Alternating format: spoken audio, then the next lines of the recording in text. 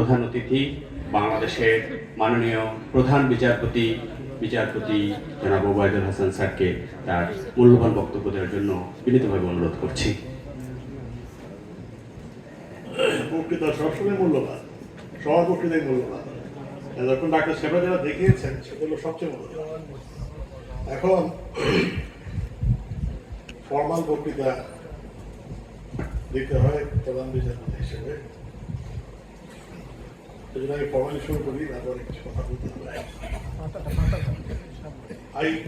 IDPD Foundation, Interactive Professional Development Initiatives এবং Bangladesh supreme court bar অ্যাসোসিয়েশনের যৌথ উদ্যোগে আয়োজিত non communicable disease awareness and CPR training সংক্রান্ত ওয়ার্কশপের সম্মানিত বিশেষ অতিথি বিজ্ঞ attorney general Abu Mohammad Aminuddin, Bangladesh supreme court bar অ্যাসোসিয়েশনের সম্মানিত সভাপতি এবং Mahmududdin Khokon, Bangladesh supreme court bar অ্যাসোসিয়েশনের সেক্রেটারি জনাব অ্যাডভোকেট শাহ মঞ্জুরুল হক, IDPD ফাউন্ডেশনের সম্মানিত chairman professor doctor Abdul Wadud Chowdhury, IDPD ফাউন্ডেশনের secretary general professor doctor Mohsin Ahmed, সামনে উপস্থিত বাংলাদেশ সুপ্রিম কোর্টের হাইকোর্ট বিভাগের মাননীয় বিচারপতি ব্রাদার জাস্টিস শেখ হাসান আরিফ, ভাগাবাড়ির সভাপতি জনাব আব্দুর রহমান সাহেব, সুপ্রিম কোর্ট রেজিস্ট্রি কর্মকর্তাবৃন্দ, আমাদের নতুন রেজিস্ট্রার জেনারেল জনাব আব্দুল আজিজ ভুইয়া এবং অন্যান্য রেজিস্ট্রারবৃন্দ এবং অফিসাররা, প্রিন্ট ও ইলেকট্রনিক মিডিয়ার সদস্যবৃন্দ, ভদ্রমহিলা মহোদয়গণ, আসসালামু আলাইকুম, শুভ অপরাহ্ন। বক্তৃতার শুরুতে সামনের মাস অগাস্ট মাস আসতেছে, শুরুতেই জাতির পিতাকে স্মরণ করছি 15 আগস্ট শাহাদত বরণকারী বঙ্গমাতা বেগম ফজিলাতুন্নেসা মুজিব সহ অন্যদেরকে তারা শাহাদত বরণ করেছিলেন সেই রাতে। জাতীয় চার নেতাকে, বিশ্বকর শহীদদেরকে এবং 2 লক্ষ মা বোন যাদের আত্মত্যাগের বিনিময়ে আমরা স্বাধীনতা পেয়েছি, আর স্বাধীনতা পেয়েছি বলেই আজকে আমরা এইভাবে বসে আমাদের অত্যন্ত ভালো ভালো ডাক্তারদের কথা শুনতে পাচ্ছি। তাহলে কি হতে পারি না, তবে অন্তর্মুখে এইটুকু বলতে পারি এই সুযোগটা পেতাম না।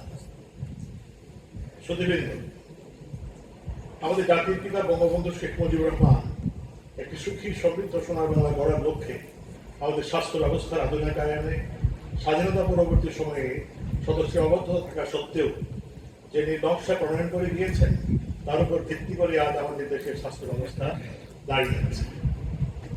ইতিমধ্যে আমাদের দেশের মানুষের গড় আয়ু উল্লেখযোগ্য হারে বৃদ্ধি পেয়েছে। যে সকল রোগের চিকিৎসার জন্য আগে আমাদেরকে বিদেশে যেতে হতো, এখন সে সকল রোগের চিকিৎসা মানুষ দেশেই গ্রহণ করতে পারছে না। আমরা অত্যন্ত সফলতার সাথে কোভিড মহামারী মোকাবেলা করেছি। কিন্তু এই সকল চিত্রসমূহের পাশাপাশি এটাও সত্য যে এখনো আমাদের দেশে সচেতনতার অভাবে অনেক মানুষ বিভিন্ন দুরারোগ্য ব্যাধিতে আক্রান্ত হচ্ছে, কিংবা সঠিক জ্ঞানের অভাবে যথাসময়ে চিকিৎসকের শরণাপন্ন হতে পারছেন না। এই যে ওনারা দেখিয়েছেন যে আমাদের জ্ঞানের অভাবের কারণে আমরা CPR জানি না, যার কারণে আমরা সঙ্গে সঙ্গে একজন পেশেন্টকে নিয়ে যেতে পারি না এবং সে অকালে মৃত্যুবরণ করে। পরিণতিতে বরণ করে দিচ্ছেন জরা ব্যাধি কিংবা কখনো কখনো মৃত্যু। অনেক ক্ষেত্রেই হঠাৎ করে অসুস্থ হয়ে পড়া একজন মানুষকে প্রাথমিক অবস্থায় কিভাবে ঠিক করতে হবে, অথবা তার সেই সংকটময় মুহূর্ত কাটিয়ে ওঠার জন্য ব্যবস্থাপনা কিরূপ হবে, এই বিষয়ে তার আশেপাশের মানুষদের কোনো ধারণা থাকে না। ফলশ্রুতিতে অনেক প্রাণ অকালে ঝরে পড়ে। এমন একটি প্রেক্ষাপটে IDPD ফাউন্ডেশন কর্তৃক বাংলাদেশ সুপ্রিম কোর্ট বার অ্যাসোসিয়েশনের সদস্যগণকে নিয়ে নন কমিউনিকেবল ডিজিজ অ্যাওয়ারনেস এবং CPR ট্রেনিং সংক্রান্ত এই ওয়ার্কশপ এর আয়োজন নিঃসন্দেহে একটি সময়োপযোগী উদ্যোগ। তাই বক্তব্যের শুরুতেই আমি IDPD ফাউন্ডেশনকে আন্তরিক ধন্যবাদ জ্ঞাপন করছি। সুধীবৃন্দ, ইতিমধ্যে আপনারা নন কমিউনিকেবল ডিজিজ, কার্ডিয়াক অ্যারেস্ট এবং CPR সম্পর্কে ডক্টর আব্দুল ওয়াদুদ চৌধুরী আর ডক্টর মহসিন আহমেদের মতোই অভিজ্ঞ চিকিৎসকদের কাছ থেকে বিস্তারিত শুনেছেন। আইন অঙ্গনের একজন মানুষ হয়ে এ প্রসঙ্গে আমার কিছু বলা তাই নিতান্তই বাতুলতা। বরং আপনাদের মতো আমার জন্য এই ওয়ার্কশপটি একটি লার্নিং সেশন ছিল। তবে একটি কথা বলি, যখন নাকি ওনারা দেখাচ্ছিলেন, বিশেষ করে অদূর চৌধুরী সাহেবের বক্তৃতা শুনে ভালোই লাগছিল যে খাবেন, দুধ খাবেন, সবটা খাবেন না, দুধটা খেয়ে খাওয়ার জন্য ব্যবস্থা আছে। কিন্তু মহসেন সাহেব যখন নাকি সিপিআর দেখাচ্ছেন আমি একটু ভীত হয়ে গেছিলাম, ভয় লাগছে সর্বনাশ করে কি। আর আমরা যেখানে কেন দেখেছেন সেটা আমি বুঝলাম না, মনে হয় আমি সত্যি মোটা ছোটা মানুষ বলে মতো লাগছে যে আমার আরো বেশি অ্যাওয়ার হওয়া দরকার, আরো বেশি সচেতন হওয়া দরকার। এই জন্য এখানে যারা আছেন তার মধ্যে আমার স্বাস্থ্য সবার ছিল একটু ভালো, ভালো না খারাপ এটা ভিতরে আছে, বাইরের থেকে ভালোই মনে হয়। আমাদের দেশে হৃদয় নিয়ে অনেক কথা আছে, অনেক গান আছে, এবং এক শ্রেণীর মানুষ আছে এটা মনে করে দুনিয়াটা মস্ত বড়, খাওয়া দাওয়া ফুর্তি করো, আগামীকাল বাঁচবে কিনা বলতে পারো, গান আছে না? খাওয়া দাওয়া ফুর্তি করো, চলো জান কেন চলো, বলে থেকে দেখি শেষ। এটা আসলে সভ্য মানুষের লক্ষণ। এটা অবশ্যই একটা সভ্যতার মাপকাঠি হতে পারে না। মানুষ সভ্য মানুষ, পরিমিত খাবে, পরিমিতভাবে চলবে, পরিমিতভাবে কথা বলবে, সবকিছু সুন্দরভাবে চলবে। তো তার মানে আমাদের দেশে এই ধরনের মানুষ আছে, এবং এই ধরনের মানুষের সংখ্যা অনেক বেশি। দেখা যায় 98% মানুষ আমরা সিপিআর সম্বন্ধে ওয়াকিবহালই। আরেকটা আছে, রবীন্দ্রনাথের একটি গান আছে, হৃদয়ের একুল অকুল দুকুল ভেসে যায়, হায় সজনী উথলে নয়ন বাড়ি। তো এটা তিনি যে কারণে লিখেছেন আমি সেই কারণে বলছি না। যদি হৃদয়ের একুল অকুল যদি সত্যি চলে যায়, তাহলে উথলে নয়ন বাড়ি, মানুষ শেষ, কাঁদতে কাঁদতেই সব শেষ।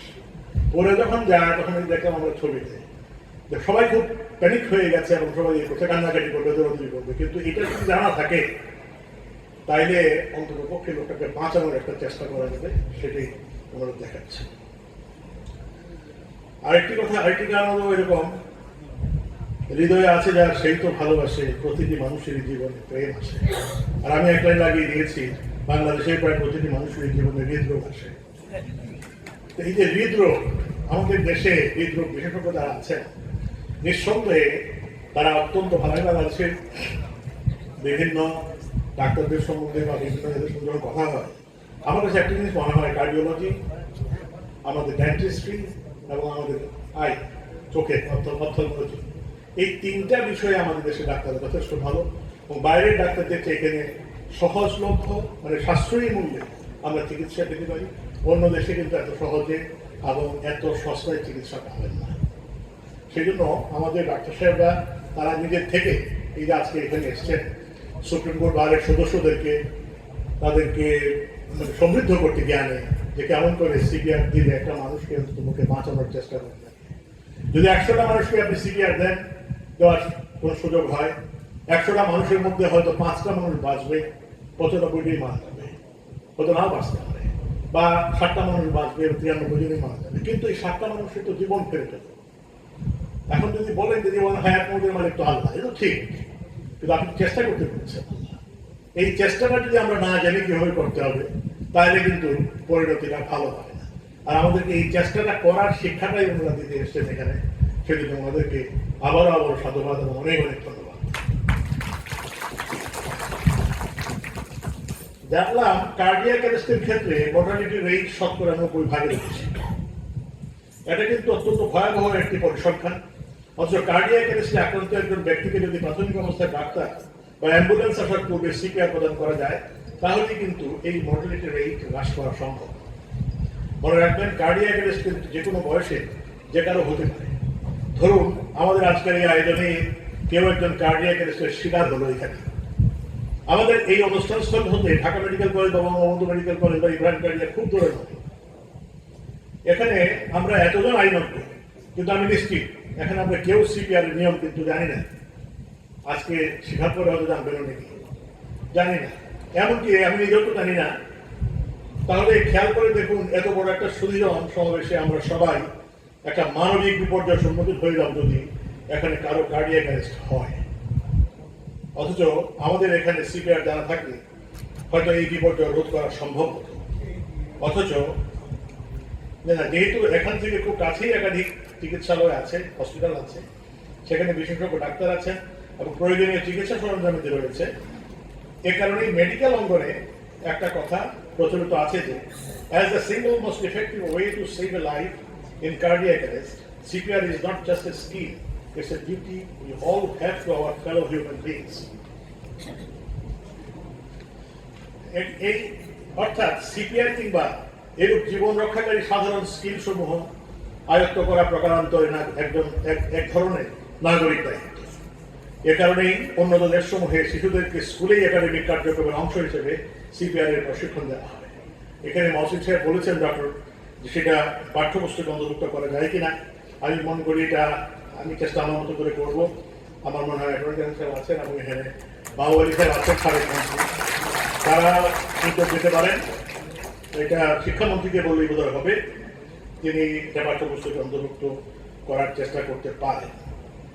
কারণ একটা বিষয় বললে বারবার বললেও হয় না, এটা তো অত্যন্ত জরুরি একটা বিষয় যে আপনাকে সিপিআর এর বিষয়টা যদি প্রাইমারি একটা ধারণা দেওয়ার জন্য যদি পাঠ্যপুস্তকে বাচ্চাদেরকে শেখানো হয়।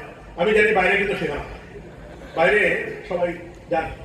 আমি বোধহয় অলোক সাহেবকে বলছিলাম যে না কালকে বলছিলাম আমার ছেলে বাইরে পড়ে এরকম একটি মানুষ পড়েছিল রাস্তায় পাহাড়ের উপরে, তখন ও সিপিআর দিয়েছে, সেটাই ঠিকই বলছে। একজন কেটে আসলো, খোঁজে করলো, কেউ আসলো, তারপরে সিপিআর দিয়ে এতে উঠিয়ে দিল, ইয়া করলো, অ্যাম্বুলেন্স আসলো, নিয়ে গেল, বেঁচেছে। এটা নিয়েছিল একটা প্রতিটি ছাত্রী, ইউনিভার্সিটি পড়া ছাত্রী, বেঁচেছে। এটা খুব প্রয়োজন আমাদের শিক্ষা পুস্তকে অন্তর্ভুক্ত করা। আমি এই বিষয়ের বাইরে একটি বিষয় বলি, সেটা হচ্ছে এই আমি বহুদিন বহুবার বহু জায়গাতে বলেছি আমাদের শিক্ষা আমাদের মৌলিক অধিকার এখনো নয়। আমাদের স্টেট পলিসিতে শিক্ষার কথা বলা হচ্ছে সরকারে। আমি নুরুল ইসলাম সাহেব যখন শিক্ষামন্ত্রী ছিলেন তখন একটি অনুষ্ঠান ওনার সঙ্গে একই মঞ্চে কথা বলার সুযোগ হয়েছিল আমার স্কুলের একটি প্রোগ্রামে আমাদের এলাকাতে। এছাড়াও আমি বহুবার বলেছি যে আমাদের দেশের শিক্ষা বাচ্চাদের পাঠ্যক্রমে সংবিধান সম্বন্ধে বাংলাদেশের সংবিধানের একটা সামান্য ধারণা দেওয়ার মতো একটা চ্যাপ্টার থাকতে পারে। এবং ভারতে ডক্টর আম্বেদকরের 125তম জন্ম বার্ষিক অথবা মৃত্যুবার্ষিকীতে ভারতের প্রধানমন্ত্রী নরেন্দ্র মোদীর উদ্যোগে সেটা তারা ইন্ট্রোডিউস করেছেন এবং সেখানে বাচ্চাদেরকে পড়ানো হয়। বছরে একদিন তার জন্মদিন যেদিন হয় আম্বেদকর সাহেবের, সেদিন সেই বাচ্চাদেরকে কনস্টিটিউশনের উপর লেকচার দেওয়া হয়। এবং কনস্টিটিউশনের উপর লেকচারটা কনস্টিটিউশনাল এক্সপার্ট হতে হবে, নট নেসেসারি। যদি পাওয়া যায় ভালো, যদি না হয় তাহলে তারা করেন কি কনস্টিটিউশনের যে চ্যাপ্টারটার কথা বলবেন, চ্যাপ্টার মানে বেসিক্যালি ফান্ডামেন্টাল রাইটস গুলো, এগুলোর উপরে কথা বলে। বাচ্চাদেরকে তো অ্যাকচুয়ালি শিখে নেওয়া দরকার নেই, ওইটুক পড়ে একজন শিক্ষক সেখানে লেকচার দেন, এটা তারা ইন্ট্রোডিউস করেছে। আমি বহুবার বলেছি, এগুলি জানি না ওনারা কি বুঝতে পারেন কিনা, বুঝতে পারেন। এখানে একটু সাবেক মন্ত্রী আছেন, কিন্তু আজকে আমাদের কাতারে, কিন্তু তিনিও তো মন্ত্রী ছিলেন। তো মন্ত্রী সাহেবদের বলা যায়, কতটুকু করবেন জানি না, তবে পড়াটা খুবই জরুরি। এটা যেটা বললেন পাঠ্যপুস্তক অন্তর্ভুক্ত করা, আমি আশা করি আমাদের অ্যাটর্নি জেনারেল এবং সাবেক মন্ত্রী তারা উদ্যোগ নেবেন এবং আমার যদি কিছু করার থাকে নিশ্চয়ই আমি করব। আমাদের দেশের সংবিধানেও কিন্তু রাষ্ট্রের প্রতি নাগরিকের কিংবা নাগরিকের প্রতি নাগরিকের দায়িত্ব কর্তব্যের কথা উল্লেখ রয়েছে। আমরা এখানে যারা আছি সবাই আইন সম্পর্কে সচেতন, তাই বৃহৎ পরিসরে চিন্তা করলে রাষ্ট্রের একজন সচেতন নাগরিক হিসেবে এই জীবন রক্ষাকারী স্কিল সমূহ আয়ত্ত করা আমাদের সকলের নাগরিক দায়িত্ব। আর সমাজের সকল স্তরে এই বার্তা পৌঁছে দিতে এ বিষয়ে ব্যাপক গণসচেতনতার প্রয়োজন রয়েছে। আমি আশা করি এই কর্মশালা সফলভাবে সমাপ্তির পর আজকের কর্মশালায় উপস্থিত বিজ্ঞ আইনজীবীদের দক্ষতার মুকুটে নতুন একটা পালক যুক্ত হবে এবং ভবিষ্যতে তারা হয়তো তাদের পরিবারের সদস্য, সহকর্মী কিংবা কোনো অচেনা সহযাত্রী বা পথচারীর জীবন বাঁচিয়ে গর্বের সাথে আজকের এই দিনটির কথা স্মরণ করবেন।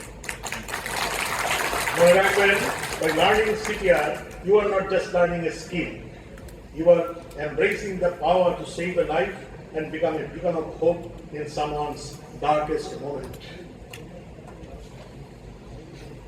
সুধীবৃন্দ, আইনাঙ্গনের একজন মানুষের জীবন আর 10 জন পেশাজীবীর জীবন থেকে একেবারেই আলাদা। একজন আইনজীবী আর 10 জন পেশাজীবীর মতো 9টা 5টা অফিস করেন না, অফিসের নির্ধারিত লাঞ্চ ব্রেকে মধ্যাহ্ন ভোজ করেন না, 5টায় অফিস শেষ করে সন্ধ্যায় বাসায় ফিরে অবসর সময় কাটাতে পারেন না। একজন আইনজীবীর জীবন অত্যন্ত গতিময় এবং অত্যন্ত পরিশ্রম সাধ্য কাজে তারা নিজেদেরকে নিয়োজিত রাখেন। একজন আইনজীবীকে সকালে হয়তো কোর্টের চেম্বারে কাজ করতে হয়, তারপর সারাদিন এই কোর্ট ওই কোর্ট ছোটাছুটি, অনেক সময় মামলার শুনানি করার কারণে দুপুরে হয়তো লাঞ্চও করতে পারে না। বিকেলে আবার তাকে ছুটতে হয় নিজস্ব চেম্বারে, সেখানে পরের দিন মামলার প্রস্তুতি নিতে হয়, নতুন ক্লায়েন্ট আসলে তাদের সামলাতে হয়, আর বাসায় ফিরতে ফিরতে হয়তো মধ্যরাত। ফলে অনেক ক্ষেত্রেই একজন আইনজীবীর পক্ষে তার শরীরের যত্ন নেওয়া সম্ভব হয় না, ব্যায়াম করার ফুসরত মিলে না। তা আমার বেলায় তো অবশ্যই বলতে আমার কোনো সময়ই নেই, আমি হাঁটতেই পারি না। হাঁটার চেষ্টা করি, একটা ভান করি আর কি, ভাত নেই হাঁটতেছি, এই হাঁটার পরে দেখি এটা কতক্ষণ হলো 15 মিনিট, ওই যে একটা ছোট আশা দিয়েছে যে 15 মিনিট হলেও করি, চেষ্টা করি 15 মিনিট, 20 মিনিট, 22 মিনিট, 30 মিনিট করার চেষ্টা করি, কিন্তু সময়ের হবে হয়তো আজকে আর পারবো। এখানে যাওয়ার পর আমার 2টা প্রোগ্রামে যেতে হবে। পড়াশোনা তো আছেই, তাদের বেলা পড়াশোনা তো করতেই হবে। তো আপনাদের সাথে আমাদের দর্শকদের তফাৎটা হলো এই যে আপনি যতই কাজ করবেন ততই পকেটটা স্ফীত হবে। আর এই দর্শক আমাদের যে আরেক সাহেব বসে আছে এখানে, যতই কাজ করুক, আমরা একটা ইউনিভার্সিটি স্লোগান দিলাম না, পুলিশ তুমি যতই বড় বেতন তোমার। হ্যাঁ, এই জজ তুমি যতই করো বেতন তোমার এই 95,000 টাকা হাইকোর্টের দর্শক, এর বেশি না। আমাকে সেই দিন আমাদের জজ সাহেব বলছেন তুমি পড়াশোনা পাঠাই বলো স্যার 8টা 8:30 তুমি কি করার বলো স্যার সব শেষ করে যাই, কারণ বাসায় গেলে জ্ঞান করে কেন করে এরপর যদি শেষ না হয়, আমাদের সবাই জানেন যে আমার দর্শকের একটা ইয়া থাকে, একটা বড় কাপড় থাকে, এদের ফাইল বেঁধে নিয়ে যায় সবাই। তো এই ফাইল দেওয়া যখন নিয়ে যাই বাসায়, তখন তো বেগম সাহেব বলে ও এটা আবার নিয়ে আসছো, তাহলে আসলে কেন ওখানে থাকবে, খাবার পাঠাই দিতাম, তুমি আসো কেন। ছেলেটাকে যখন মা গালি গালাজ করে, মানে বকাটা একটু শাসন করে আর কি পড়াশোনার জন্য, ছেলে বলে হ্যাঁ খালি মা তুমি খালি করো, বাবা কিছু করে না। বাবা বলে আর আমি করবো কিন্তু জানি না কিছু, আমার জানার সময় নাই। এটা হচ্ছে আমাদের জজদের জীবন। আমি আমার ছেলের সঙ্গে শেয়ার করছিলাম জজদের জীবনটা তো এরকম, লয়ারদের জীবন একটা এরকম। আমি লয়ারদের ওই যে বললাম, লয়ারদের একটা জিনিস থাকে, মনের মধ্যে একটা ফোকাস থাকে যে আমি যতই কাজ করতেছি ততই আমি নিজের সাহেবের মনে ফুর্তি আছে, মাহবুব সাহেবের মনে ফুর্তি আছে, ফুর্তিতে তারা থাকে। আপনারা সবাই মনের মধ্যে ফুর্তি আছে, আমাদের মনে কষ্ট আছে তা না। আপনাদের সঙ্গে কথা বলতে পারছি এতে খুব আনন্দ লাগে। যেমন হয়তো আপনার পকেটে টাকাটা আছে, এটা আপনি আমার জন্য খরচ করবেন যদি প্রয়োজন হয়। তো আমাদের জানি না কত বলতেই বলি। তো এই যে অবস্থা আমাদের দৈনন্দিন জীবনে, আমরা এইভাবে জীবন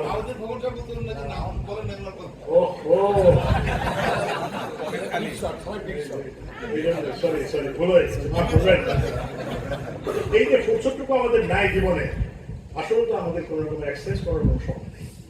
এই জন্য আমাদের জীবনে নানা রকমের ব্যাধি চলে আসে। দেখবেন আমাদের অ্যাডভোকেট সাহেবরা কত কম বয়সে চলে যাচ্ছেন।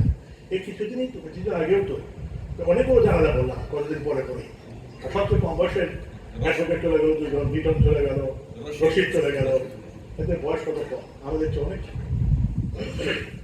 আবার একজন বিচারকের জীবনও কিন্তু মোটেও শোকর নয়। সারাদিন কোর্টে শুনানির পর তাকে রায় হাতে করে লিখতে হয়, এ কথাগুলি বললাম আমি। এ কারণে বাসায় রেকর্ড নিয়ে গভীর রাত অবধি কাজ করতে হয়, বিচারক প্রার্থীর কাছে আদালতের সিদ্ধান্তটি সঠিক সময়ে পৌঁছে দিতে হয়। ফলে অনেক সময়ই আমাদের আইন অঙ্গনের মানুষেরা তাদের ছোটখাটো শারীরিক সমস্যায় গুরুত্ব প্রদান করেন না, যা পরবর্তীতে গুরুতর কোনো শারীরিক অসুস্থতা তৈরি করে। ডায়াবেটিস, উচ্চ রক্তচাপ, হৃদরোগ, কিডনি ও লিভার প্রদাহ, এসব নন কমিউনিকেবল ডিজিজ হয়তো সংক্রামক নয়, কিন্তু এরা সংক্রামক ব্যাধির চেয়েও অধিক ভয়ঙ্কর। চিকিৎসা বিজ্ঞানের অভূতপূর্ব উন্নতির কারণে আমরা কলেরা, ডায়রিয়া, বসন্ত, যক্ষা, হাম এর মতো বিভিন্ন সংক্রামক ব্যাধি থেকে খুব সহজেই মুক্ত থাকতে পারছি। কিন্তু অসংক্রামক রোগগুলো এখন আমাদের মানব জাতির জন্য অনেক বড় একটি চ্যালেঞ্জ। বিশ্ব স্বাস্থ্য সংস্থার একটি প্রতিবেদনে দেখা যায়, সারা বিশ্বে যত মানুষ রোগে ভোগে মৃত্যুবরণ করেন তার 70% নন কমিউনিকেবল ডিজিজ দ্বারা আক্রান্ত হন। এছাড়া অনেক সময় অনেক কম বয়সী মানুষ এসব রোগে আক্রান্ত হয়ে কর্মক্ষমতা হারাচ্ছে। পরিসংখ্যানে দেখা গিয়েছে আমাদের দেশে বিভিন্ন রোগে আক্রান্তদের মধ্যে 65% কোনো না কোনো নন কমিউনিকেবল ডিজিজে আক্রান্ত। ফলে আমাদের স্বাস্থ্য খাতে এ সকল রোগ অসহনীয় চাপ তৈরি করছে। অথচ এসব রোগ সমূহ খুব সহজেই প্রতিহত করা যায় যদি আমরা আমাদের জীবনাচরণ, খাদ্যাভ্যাস, নিয়মিত ব্যায়াম এর প্রতি যত্নবান করি। আমি আশাবাদ ব্যক্ত করছি আজ বিশেষজ্ঞ চিকিৎসকগণ আমাদের এ সকল রোগের প্রতিরোধ সম্পর্কে যে দিক নির্দেশনাগুলো দিলেন তা আমরা পালন করব এবং সুস্থ শরীর ও মন নিয়ে দেশের বিচার প্রার্থী মানুষের ন্যায় বিচার নিশ্চিতকরণের যে মহান ব্রত নিয়ে আমরা আইন পেশায় এসেছি তাদের নব উদ্যমে মনোনিবেশ করব। আইডিপিটি ফাউন্ডেশন সহ যারা চমৎকার এই আয়োজনের সাথে সম্পৃক্ত তাদের সকলকে আমি আন্তরিক ধন্যবাদ জানাই। তবে আমি মনে করি এই ধরনের ওয়ার্কশপের পাশাপাশি যদি এই আইডিপিডি ফাউন্ডেশনের যারা আছেন তারা যদি সুপ্রিম কোর্ট বার অ্যাসোসিয়েশনে ফ্রি মেডিকেল পরিচালনা করেন তাহলে এইরূপ আয়োজন আরো পরিপূর্ণতা। তবে আশা আমরা করতেই পারি, কারণ আমি দেখলাম যে তাদের যে বসে বা বইয়ের মধ্যে অন্তত দুজন এক্সপার্ট আমাদের আছে, একটা ইমাম আমিনুদ্দিন, একটা আমাদের কাইয়ুম, দুজনের ছবি আছে। তারা আইডিপিডি তারা সদস্য, লাইফ মেম্বার বা কিছু, তারা যদি সব ট্রেনিং আগে নিয়েছেন, তারা ওনারা না থাকলেও তারা ট্রেনিং দিতে পারবেন আমাদের কাইয়ুম। যাই হোক বন্ধুগণ, আপনারা আমাকে শুনেছেন সেজন্য অনেক ধন্যবাদ। আর একটা কথা আমাদের বাড়ির প্রেসিডেন্ট সাহেব বলেছেন আমার কথা যে আমি আসি, আমার ভালো লাগে, আমারও ভালো লাগে, আসতে তো খুবই ভালো লাগে। এবং আসার পরিবেশ আমি একদিন বলেছিলাম যেখানে মাহমুদ্দিন খবর আর শাহ মঞ্জুরুল হক একসঙ্গে প্রোগ্রামে থাকে সেখানে মানুষ অনেক বেশি হয় এবং আমাদেরও বাঁচতে থাকে, সেই পরিবেশটা যেন ভালো থাকে, সক্ষম থাকে এইটা চাই। আরেকটা জিনিস শুধু বলেছেন বিল্ডিং এর কথা বলেছেন, বিল্ডিং বিষয়টা অবশ্যই দেখবো এবং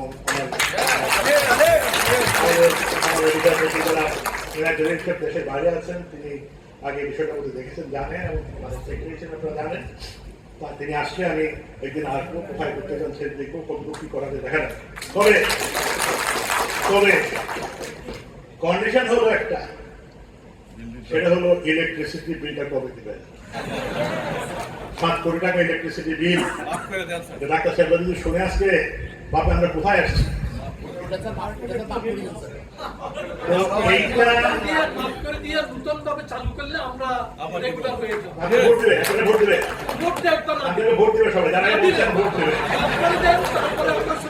এইটা দিতে হবে, কারণ এটা সরকারের কাজ। এইটা আমিও যখন বারের মেম্বার ছিলাম তখনও মনে আছে সভাপতি তিনি একবার উদ্যোগ নিয়েছিলেন যে আসুন আমরা সবাই দিয়ে পাট করে করতে। লজ্জার বিষয়, এটা আমরা লয়ার আমরা কেন দেবো, আমরা আয় করে যথেষ্ট দেবো না। যাই হোক, এই বিষয়গুলো মাথায় রাখবেন, মাথায় রেখে আপনারা করবেন। আরেকটা জিনিস বলে শেষ করছি, এই যে সিপিআর আজকে দেখবেন, একটু বলে চলে যাবো, আমার প্রোগ্রাম আছে আরো, আপনারা আরো কিছু থাকবেন, প্রশ্ন করবেন, উত্তর দেবে তারা।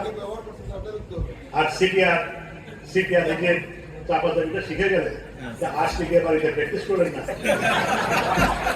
স্ত্রীরা স্বামীর উপরে আর স্বামীরা স্ত্রীর উপরে। আল্লাহ আপনাদের ভালো করুক, সবার জন্য মঙ্গল কামনা করুক, আল্লাহ সবার মঙ্গল করুক। সবাইকে অনেক ধন্যবাদ এতক্ষণ ধৈর্য সহকারে শোনার জন্য। আপনাদেরকে ধন্যবাদ জানিয়ে আমি শেষ করছি। জয় বাংলা, জয় বঙ্গবন্ধু, বাংলাদেশ।